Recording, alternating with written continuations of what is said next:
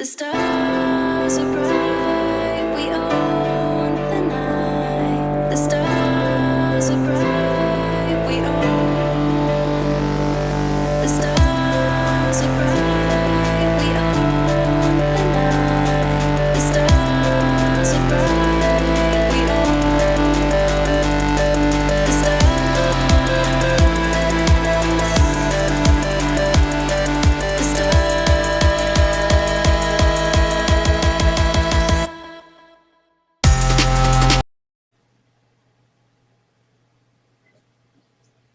I'm doing good. How are you? Hi, Karla. Hey, can you see me? Yes, beautiful. Oh, good. How are you? Good. How are you? I'm doing well. I'm doing well. I was Awesome. excited to have a conversation with you this evening. Yes. Like, I'm a fan of yours. Oh, so nice. Awesome. Uh, I'm so glad to be here on your show. This is awesome. Good for thank you. you. Thank you. I'm so happy you agreed. Yes. So how was your day? Let's start it off that way. Girl, it's a mess. It's really hot here in Dallas, Texas. And I went to the doctor. I just came back from the neurologist doing a checkup. Okay. I haven't seen him since December. Okay. And so we have a little car situation going on in the family. So my sister has my car, and we went in my dad's car, which is a classic 1997 Acura Legend. It's nice.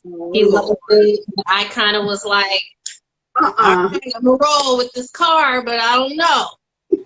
We get to Smoothie King, girl. Put our order in. Almost to the window, and the car shuts off. Oh my gosh. I just got home at like 5:30. That's wonderful. Oh, and I forgot I've been chasing down Social Security for my disability check. That's been something else I did today. So they had me wait in line this morning, went there, they said, call this number. I called that number. Right before the office closed, they say, you need to go back to call somebody down at the office. And so I said, we need to go there. Right. 30 minutes before they closed, and that's how we wound up at the Smoothie King at 4-ish. Yeah. So it's been an interesting day, but I think I'm getting some things resolved with Social Security, but they need to change some things because it's been since September that I applied. Wow. Yeah. So at first when I applied, I didn't have cancer recurrence. I just had the paralysis from the immunotherapy. Okay. And I was cancer free at that time. So I didn't apply under the compassionate cause because when you have stage 4 cancer, they expedite your application. But at that time, I didn't have active stage 4 cancer. So right. I found out in between treating that myelitis or inflammation that I got from immunotherapy, it came back. So now I'm dealing with a reoccurrence to my spine, and I found out my lumbar, my T12 and 11, and pelvis now, and femoral heads. But I think that was going on in between my last scan and when I started treatment that it spread. But my tumor markers are going down and my treatment's working. So we just need to kind of make sure that that's the case, So I'm going to have a PET scan soon, but that's getting way ahead. But anyway, so that's why they didn't expedite my application initially. So we kind of had things going along, and then it was like, now I could expedite it. And yeah, so hopefully they get it together, because you can't call, nobody answers. It's like the IRS, you're sitting on hold forever. And they need to realize that people are sick and not working, and they don't have money to pay their bills. Talk said hire. Oh, wow. Yeah, it was a mess. So hopefully we've got it resolved now, because I had to go down there physically and say, you need to flag my account to say that I'm a stage 4 cancer patient. And then hopefully they can send me my money and my back money, and I can pay my bills. Hello there. we get started, I want to start with your bio. Okay, so everyone who's joined us, thank you for joining us at the time and present. So this evening we have Karla Baptiste. I'm excited for you to be on this show today. Thank you. And Karla is a 14-year and 4-time breast cancer survivor. She's an advocate, she's an author. After her initial battle with breast cancer in 2007, at the age of 34, which may I say is very young, Karla published her best-selling breast cancer memoir, Digging Your Heels, the Glamorous and Not So Glamorous Life of a Young Breast Cancer Survivor, and has since become a sought-after speaker around the subject of breast health, faith, and overcoming life's obstacles. Karla's breast cancer metastasized. I always get that word. Go with it. In 2014. However, her mantra is one life to live, many lives to touch. That is powerful. And she is still used, and may I say it's registered. Okay? Yes, it is. Yes, okay. I registered that. I know about that life, so I'm going to bring that here. So, and she's still using her voice and experience to touch lives around the world.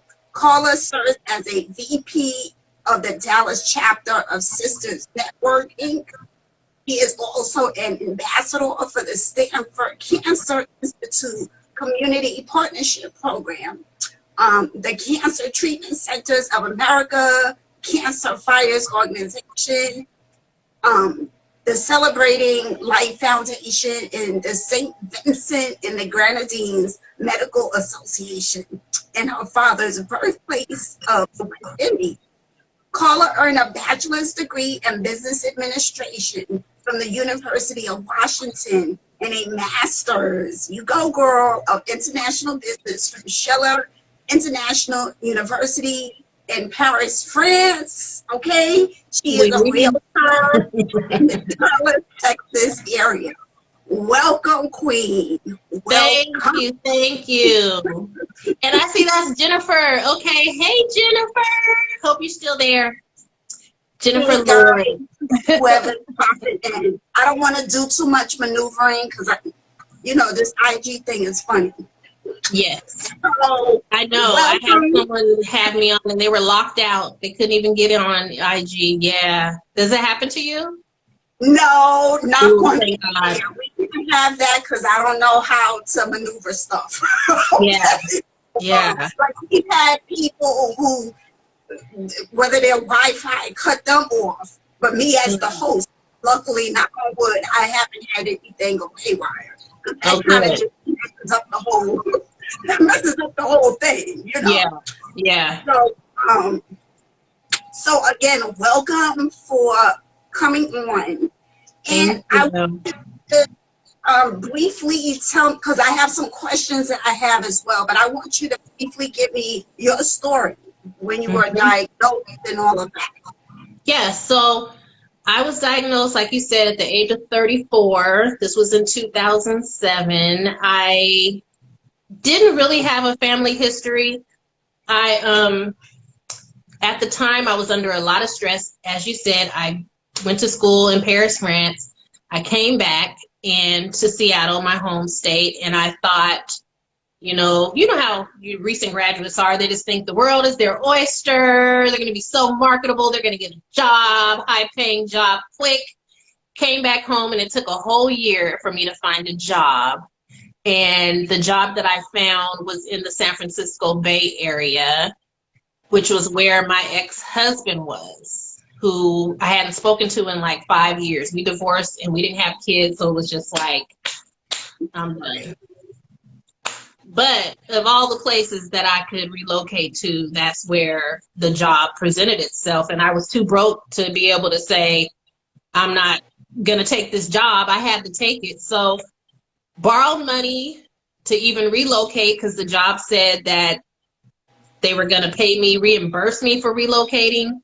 So I was doing this high cost of living area, San Francisco Bay Area, which you know how it is. It's like New York, San Francisco, Yep. expensive. So I got there and ends weren't meeting. They didn't get my check back to me just to reimburse me for the move. Things just were stressful. And I was sitting in California on a nice summer day, sitting watching TV because I didn't really have anything else to do, didn't really know anyone. I felt an itch on my left breast and thought I'd go put some cortisone cream on it. Thought it was a little weird because I never had a rash on my breast before, but I put cortisone cream on and I felt a lump, a really big lump that I thought was probably a cyst because I drink a lot of coffee, you know, and that can change the makeup in your breast. And I just thought, you know, I was doing a lot of yoga because the apartment I moved in was in a nice area. It had all these amenities, and one of them was yoga class. So in the gym, and I was getting back fit, losing my little weight that I gained. And so I was feeling pretty healthy. I really felt better than ever. But I thought, let me call my mom and tell her about this and see. You know, you always got to call your mom and be like, So I called her. I tried to do a little small talk because I didn't want to just be like, oh, I didn't look at my breast, you know, freak her out. So we chit-chatted, and then I told her, you know, I found a lump in my breast. I think it might be a cyst. And she said, well, yeah, you know, you probably, you know, drinking too much coffee, you know, you changed your diet or whatever. And I thought, well, I was in Paris drinking coffee just about every day, you know, at cafes. So I didn't feel the coffee was the issue. But her friend, one of her close friends, has a problem with cysts in her breast. So we thought, oh, maybe it's just a cyst. And it was really big. So I didn't think it was, you know, I never felt it before.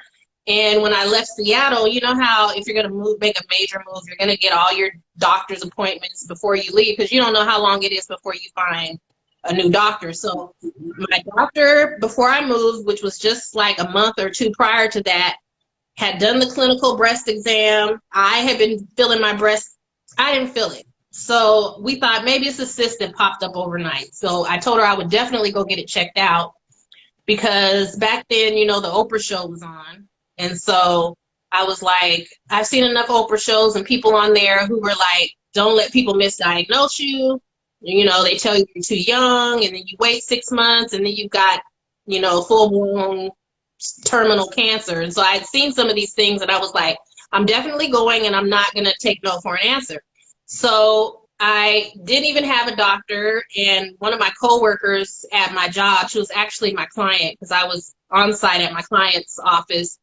She told me about a doctor. I finally got in to see him fairly quickly, and he referred me to a radiologist, and she right away told me when she did the mammogram and ultrasound, during the ultrasound, that I would want to see a breast surgeon right away because there was a suspicious mass in my breast.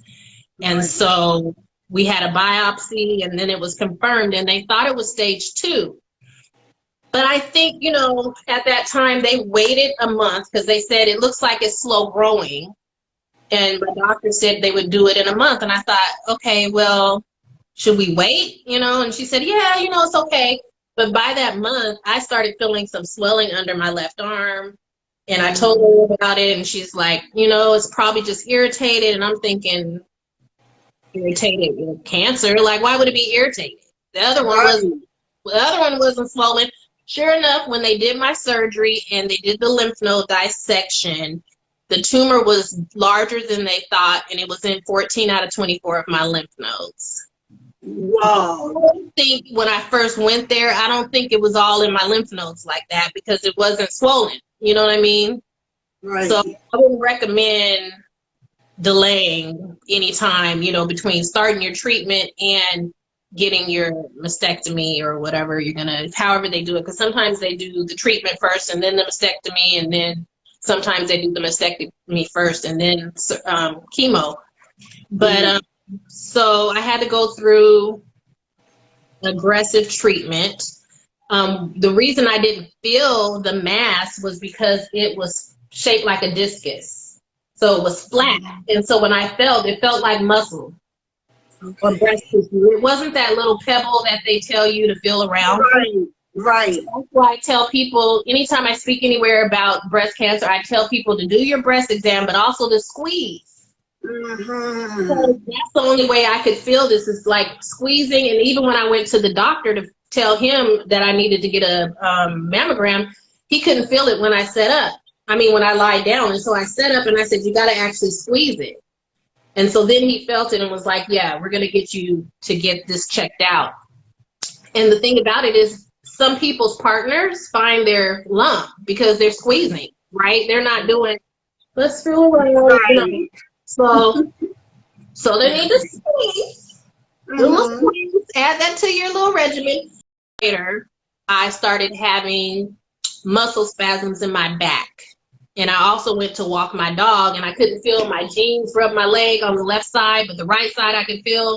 It was like it was numb on this side. And then one day I got out the bed and my leg just gave out on me altogether. I fell to the ground and I was like, what's going on? Just little things like that were happening.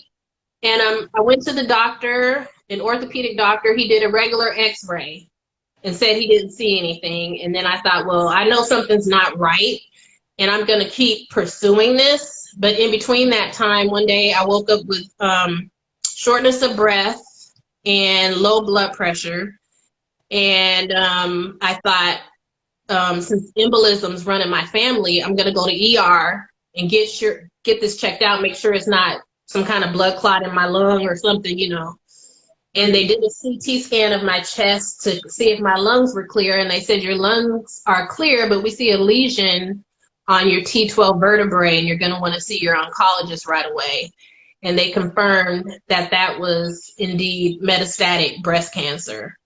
So that was in 2014. And then I've had it come back twice since then, which is now I'm treating it for the fourth time. So, but I felt really good about cancer. You know, cancer doesn't really scare me, you know what I'm saying?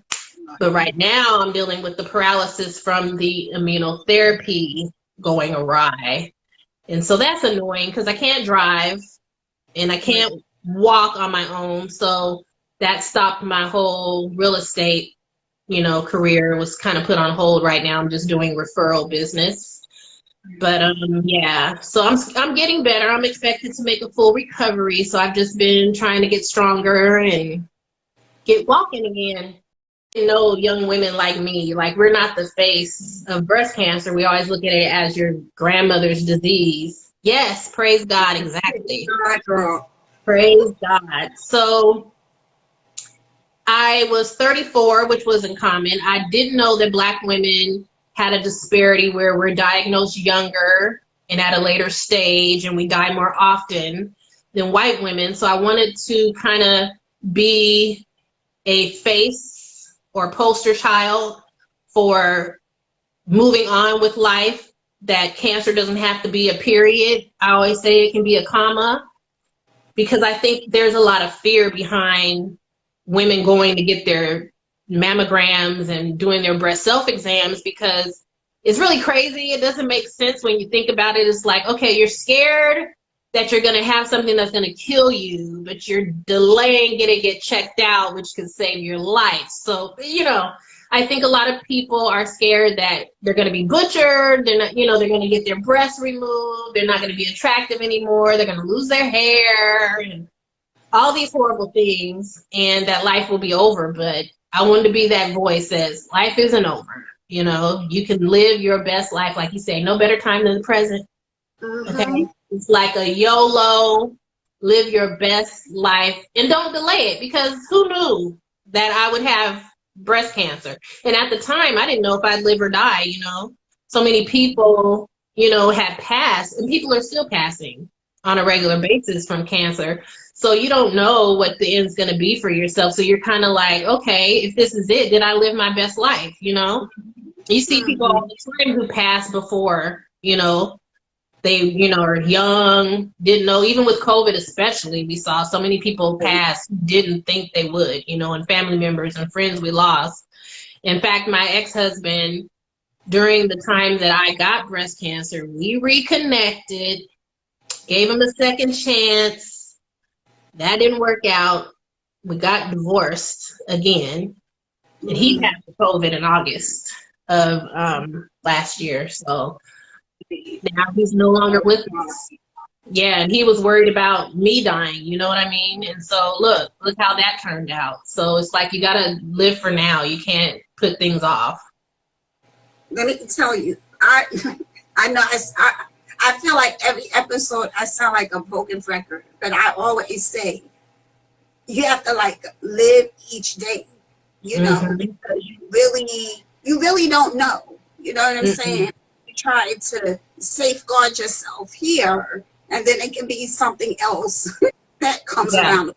You know what I'm saying? Mm-hmm. Like, Yeah. you know, I have people who, you know, may delay certain things Yeah. because, oh, I don't want to be exposed to this or whatever the situation is. And then let's say you get hit by a bus. Like, you really don't know how this is going to work. So No. it's like if you're trying to do stuff, it pays to just do it and just kind of take Mm-hmm. each day as it is. Like, don't Yep. too far out as figuring stuff out. You know what I'm Mm-hmm. saying? Yeah. So it's bananas. But since And you were talking about the book, yeah. I had a question regarding that so that way I could keep the flow of it.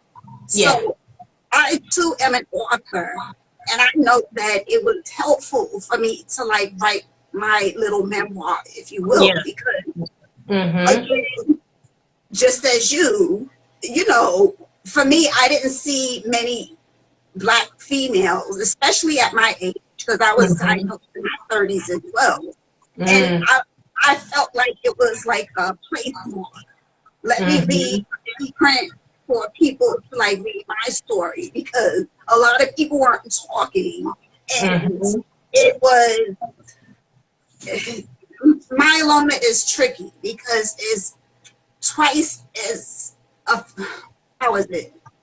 Is twice diagnosed or whatever for people of color, Mm-hmm. okay? Black people specifically. Mm-hmm. So it's like a lot of people in the beginning who I kind of were looking for. A lot of people didn't want to talk. Mm-hmm. A lot of people didn't look like me. You know what I'm saying? Mm-hmm. So how cathartic was it for you writing Oh, your it memoir? was totally cathartic because I had been going through so much stuff with my relationship and then with work and just all these things. And I thought, you always hear these stories about someone got cancer and their husband was with them and loved them and took care of them. And I was like, that was my experience. Okay. I struggled. Like, people aren't going to be how you expect them to be when you're going through this. And that was a shock to me because I just thought everyone's going to be so caring and think about me first because I'm delicate right now. But no, keep my stress levels down and stuff like that. No. And so I had a lot of things to get off my chest. And so it was healing for me to talk about the pain that I experienced, physical pain, emotional pain, things like that, and just trying to help people understand also what they might go through and what it's going to be like. So for me, my niche is with my memoir that it's over 5 years of my life. So I was writing my memoir as my life was playing out. That was the goal, was to get to 5 years, because like around year 2 I started writing, and everyone was like, well, how'd your book end? I'm like, I don't know yet. I got to keep living and hopefully I make it and, write this book. So I made it the full 5 years. And you know how they tell you if you get to that 5-year mark, it's the cured. You're cured. All this stuff. So I was happy. I'm cured. I have a less chance of recurrence and all this stuff. And then year 7, right when I was getting ready to publish my memoir, I had the recurrence. So I have an afterword at the end that talks about what happened, because my memoir ends with me reaching my 40th birthday and going, I go on my big 40th birthday celebration. But like I said, I was living and trying to make it to that mark. But the other memoirs that I read, they get through chemo and they'd be like, okay, the end. And I'm like, what happens after that? Like, what's the Right. new normal like? Like, how do I move on? How do I date? I got this scar and, is anybody gonna find me attractive? How is this gonna work? So I wanted to kind of show how that went and, what to expect from just your going along and you've got these scares. Now you got to get scanned every so often. You know, what's life going to be like? So that was one thing that I thought was different about my memoir, is that it's not just about, you know, okay, you got through treatment, because then you're going to go through getting your hair back, getting, you know, just getting back to you. And so I wanted to show that picture as well.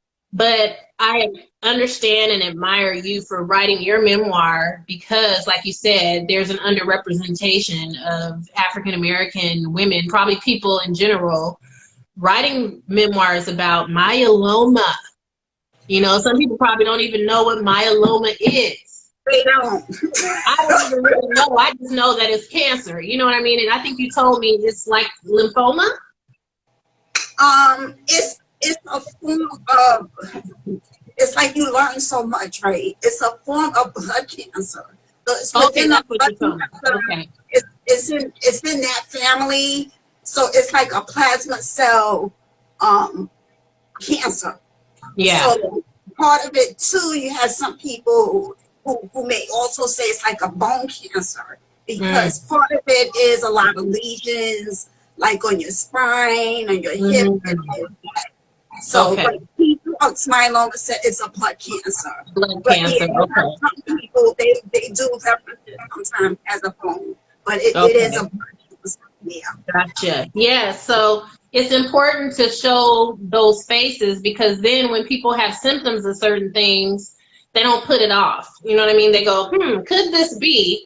And sometimes you have to go to your doctor and ask the right questions in order to get them to do the right exams and tests and things to find out what's going on. Because I'm sure your cancer is probably harder for people to detect than breast cancer. You know what I mean? There's lots of screening for these kind of cancers. What I was told, I forget who told me this years ago, but it's kind of like, I use like the reference Prego. So it's all in there. You know what I'm saying? Mhm. It's not just one area. Yeah. You don't have one area that may give you certain problems, but that's Mhm. not really, you know, and if you're diligent and to check it out, Yeah. maybe you'll catch it. Like for me, it was a simple, you know, yearly blood test from my Mhm. GP, general practitioner. So Mhm. my protein levels were high. So luckily he was doing his job as to something isn't right. Now, if I Mhm. would have went to some other doctor, you like, it's such a tricky teeter-totter thing, because if you're not Mhm. getting the best doctor who Mhm. pays attention, then you don't know how your story is going to end. Like Yeah. the quicker they get to any type of cancer is better than later. You know what I'm Yeah. saying? So yeah, Mhm. so my thing was the blood work, him being diligent. Ooh, Mhm. something don't look right here, you know, Yeah. and then letting me know, you know. Yeah. So Just yeah, like Tia's saying, you do have to advocate for yourself. And the more exactly. you know, the better you can do that. You know what I mean? So you do have to be curious and inquisitive. And like I said, know what to tell your doctor. Hey, have you looked at this? Or, you know, I had a friend who had, you know, this is, you know, part of the problem, and also implicit bias. You know what I mean? It's like, sometimes people don't know that they're biased, you Right. know, and so it's those kinds of things that prevent them from looking further. And like you said with your doctor, he thought something was right, so he dug a little deeper. Sometimes they just do the one little thing and go, oh, looks fine, you know, Right.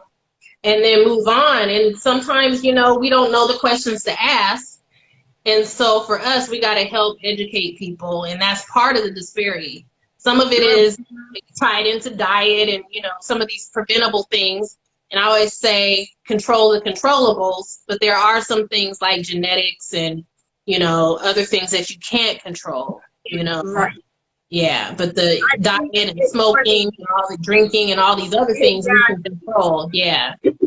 It's funny because I feel, though you may have some doctors who may be biased to some degree, you know, depending if you get a good one, or if you don't get a good one, you don't know how that's Mm-hmm. going to go. But I think we can do better too, because I Mm-hmm. know I had a speaking thing a few months ago, And that was like a call out in terms of some of us don't go to the doctor or get our checkups. We go when we're not feeling well to the 10th power, where we can't take whatever pain anymore, and then maybe we go to the emergency room. Right. The emergency room is filled with doctors, but that's not your personal one-on-one general practitioner. No. So some of us, it's a mixture. You know, we can do better in terms of getting ourselves checked Prevention. out. Preventive. And that's really important. And I think that says a lot in terms of how quickly we catch some of these things that we get infected with. You know, if you get here early enough, then maybe something can be worked out. But if you stay on this, like, 2 years, I had a headache or whatever. Yeah. Like, for real now? Yeah. Okay. Yeah. And it's like sometimes if your doctor is not giving you the answers you need, you've had this headache for 2 years and you go to your doctor and they go, oh, it's stress, it's this, it's that. And they give you a drug, you know, and you still have these headaches, then maybe you need to see another doctor. The point of getting the proper exams done. Like T2 says, a lot of times we don't know where to turn or which questions to ask, which is true. But sometimes I tell people you got to feel it in your gut. You know if the conversation isn't going well. You know if you're leaving here, but you're still not feeling like the best. You know that really you have to do your due diligence to figure it out and find someone else who can help you along the way. And they tell people not to Google, but Google can be your friend if you know how to Google. Like you can't go into chat rooms and stuff like that. I mean, sometimes you can get good information, but a lot of times it's a lot of people who are scared and have bad, you know, experiences and they're putting stuff out. But if you go to like organization or association sites, for instance, American Cancer Society has tons of information on cancer and questions to ask and knowledgeable things. Sisters Network also, and Komen, these kinds of things that you go to these web pages and you can kind of go, oh, what are my symptoms? You know, WebMD is really good. I used to have a book, but now online, if you go to WebMD, there's a hospital site as well that pops up when I Google things. I Google my symptoms. You know what I mean? Like, we got to start kind of being more inquisitive.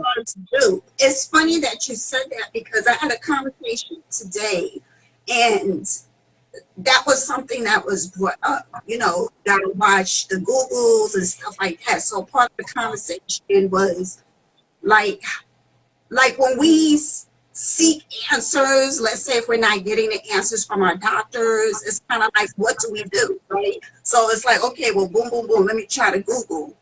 And I kind of said my little part in terms of sometimes the Google does work. Because you need to Google to see what specialist is out there, you know, and then with that Google, you can also see what their credentials are. In my situation with this immunotherapy and me having the reaction that I did, my doctor didn't know the studies on what was happening to me that was adverse. I had to go Google, you know, immunotherapy, paralysis, and like all this, and they were like, okay, it's autoimmune transverse myelitis, and you need to do this steroid or you need to do this plasma. That's the only way we found out. Don't know everything. They have so much to know. It's understandable. It's not like part of this conversation for those who look at this now, who join us, and those who look at it later. It's not to down the doctors. It's just being an advocate for yourself is having a healthy conversation. Patient doctor relationship isn't you just coming, flopping on the chair, you saying what's going on with you, they checking your heart, and then they leave. Like, you have to let these people know what symptoms you're having. Right. You know, if you have an itch or something, or whatever. If you have a family history, you know. Exactly. Don't be closed out about stuff. you Yeah, because know? I had my grandmother and my uncle both die of embolisms. And so Okay, for me, when I take a drug, if it says that it can cause, increased blood clots or does anything with the blood, I tell my doctor, great. that we need to monitor me. Like when I was on tamoxifen, I was on a blood thinner and they would routinely check my blood to make sure I wasn't clotting. Like if Mhm. you don't tell your doctor that, they're not going to know, and then they're not going to be taking the necessary precautions to prevent you from having a blood clot. You know what I mean? So you kind of have to Right. let them know, and then let them know that you want them to watch, certain things. It's Exactly. kind of like they're not mind readers. And like I said, doctors are great, but there's so much they have to know. So dealing with cancer four times, back to back. Have you lost any friends mainly because of your condition and symptoms? If you could tell those former friends anything, what would you say? That's if you lost any along the way. I didn't lose any friends. That's good. Yeah, because I don't know. Well, I lost one friend, but I don't think it was because of cancer. I think there was some jealousy involved. Okay. But, it was after cancer, but not Right. related to cancer. The only thing I had a problem with was my ex-husband. And since then, when my memoir came out, it kind of made him feel some kind of way because I was truthful about what happened. And I didn't write the memoir to make it about him because the memoir was about me, but it Right. was shedding light on what I was going through. So he was kind Mm. of like, you told about how he came home drunk and all these different things. And Right. so he felt really bad. And I think afterwards he realized that he didn't treat me right when I was going through my situation. In fact, he told me later that the reason he got into nursing was because of me right before he passed. And that's kind of how he got COVID, because he was doing more of a like nursing tech type of job. Right. Yeah, so that's the only person that kind of didn't do right by me, during cancer. But everybody else, I really can tell you that I've gained more friends, through this experience. And I can say, like yourself, Mhm. people you meet throughout this experience that also have cancer, or people that reach out to you to help you when you've had cancer. I have had more positive friendship experiences than I've had bad. So, okay, what is your take on the discussions? I think we spoke a little bit about the racial and health disparities for people of color. What is your take on that? Can we do better? Yeah, I would say, like we discussed, we have a part in it, and then the doctors have a part in it.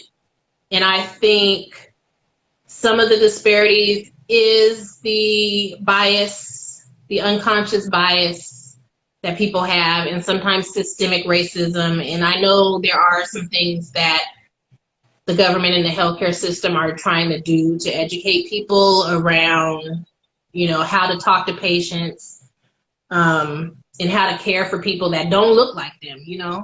I think a lot of times it's that people aren't familiar with other races or aren't comfortable around them. And so I wish that they would do more things to make people mix, you know what I mean? And like go out and do your residency in some community that you haven't lived in or been around, you know what I mean? So, but I think also, like we said, people have to also take their diet and their exercise and their, you know, alcohol consumption and all those kinds of things into account. We do have a part in it, and we can control the controllables and be informed. So that's Yes. one thing that you and I are trying to do, is help people be informed about certain conditions so they can know which questions to ask, know the symptoms that are out there for certain situations, so that they know if they have, high blood pressure, colon cancer, diabetes, you know, Right. your screenings, don't avoid the doctor, you know. Right. And sometimes the healthcare system, if they can't economically afford health care or they can't go to the doctor, that's one thing too, that we need to address the socioeconomic piece of it as well. And there are programs out there. Yes, that's Yeah. another thing, because there are programs out there. But again, just as I mentioned before, a lot of people, when they do go to the doctor, not everybody, but when they do go to the doctor, again, they'll flop on that table and think that the doctor's going to give them A through B. And it's not like that. Yeah. You know, they may suggest certain things, but let's say your insurance doesn't cover that or whatever the case is. So then Yeah. what you're stuck to just go home and not do anything when you know the doctor told you that this can, you know, increase to something dire. Yeah. You need to go find a social worker. Like, you need to, like, the doctor's not doing what he needs to do. That means you as a patient has to, you know, do a little bit more. It's unfortunate that we have to, but if you're telling me this treatment is over here, and say I don't have any insurance, or my insurance isn't that great to do over here, then what? Yeah, like you said, a social worker and also a patient advocate, if they have them, you know, some hospitals and doctors' offices have patient advocates. You can find ways, like for Sisters Network, we will help pay for your mammogram, you know, for people that are uninsured and underinsured. And there are other organizations I'm learning more about, some of them where they can help you with your finances and, you know, co-pays and things like that. So getting out there, and hopefully, even if you have to go to a library, get on the internet. And, you know, if you don't have internet at home, the libraries are free. Get the internet, look up some resources, because a lot of times there's help out there. It is. And it's just, like I said, it's just doing a little bit more. And I get sick, like, who wants, you know, who wants to be doing all that? But then that's where your care partner can come in. Yeah. If you're not up to that, maybe somebody, your loved one can, okay, can you spend 30 minutes, you know, in the library after work and look this up, because I'm going to need your help. Absolutely. You know what I'm saying? Yep. So, again, I'm switching gears because I know time, like, this was a good, it's always, I love when my guests come on. We have, like, the dopest conversation. But then the time I'm like, okay. So, okay, what food brings you to a happy place when you're not feeling well? Oh, geez. Chocolate. I don't get a lot of it anymore, but chocolate. Yeah, I'd say that. So, Karla. Yeah. This was a wonderful conversation. Thank you. What parting words would you like to tell those newly diagnosed with breast cancer? Oh, gosh, if you're newly diagnosed with breast cancer, know that life is not over. This is just a bump in the road. Keep living your best life. Okay? And advocate for yourself. I can't say enough about advocating for yourself, and don't just isolate yourself. You know, get out there, find other people that you can relate to. If it's other cancer survivors, fine. If it's not, whatever. Because for me, I did a lot with I have 3 sisters. So I have a large family support and I have close friends. I keep my circle small, but, you know, we're all very close. And so I haven't until the last few years gotten into being with other survivors, you know, but that has been beneficial to me. But I can't say that everybody wants to be around other survivors, because sometimes they feel like, you know, I don't want my life around cancer. You know what I mean? Yeah. So, but find your support group, your support people, your tribe, and don't isolate yourself. And I'd say journal too. I think journaling is good. Like you wrote your memoir and it was cathartic. Yes. Journaling is cathartic as well. So I also do at the cancer treatment centers with their cancer fighters once a month, a journaling class called Writing Through It. And we do expressive writing because it helps you heal emotionally and physically. Exactly. I totally agree. Writing, it's just something about sharing your experiences, whether you get published or not, just Mm-hmm. write it down. You know what Write I'm it saying? down. And it's your choice if you want to reflect on that later, how you Yeah. felt years ago or a year ago, you know. And having cancer, sometimes people don't always want to hear, especially if they're not survivors, they can't relate. You might need to Mhm. get something off your chest. It could be heavy for them. You know what I mean? Right. Whereas you can write it down and get it off your chest and reflect, and there you go. It's out there. You feel better. And keep the faith. I'm a big believer in the Father, Son, and the Holy Spirit, honey. I Spirit pray said, and believe God. you know. So where can our followers find you? Do you want to share your IG Thank you, handle? everyone. Yes, my IG is Karla Living. That's KarlaLiving. You'll find me on Twitter, Facebook, and what else? Brown IG. So I think that's it. Mm-hmm, mm-hmm. Wonderful. So I want to thank Thank everybody you. who tuned in today. I want to thank you, Karla, yet again. We will definitely be in touch. Yes. Again, everyone, the replay will be up in a couple of days on YouTube. If for those who missed it, okay, just hit us up on YouTube. Again, subscribe if you haven't subscribed. And next month we have a special presentation. We're gonna do a little we're gonna switch it up a little bit. So look out for those details. And I want to thank everybody. Thank you, Thank Carla. you, guys. Bye.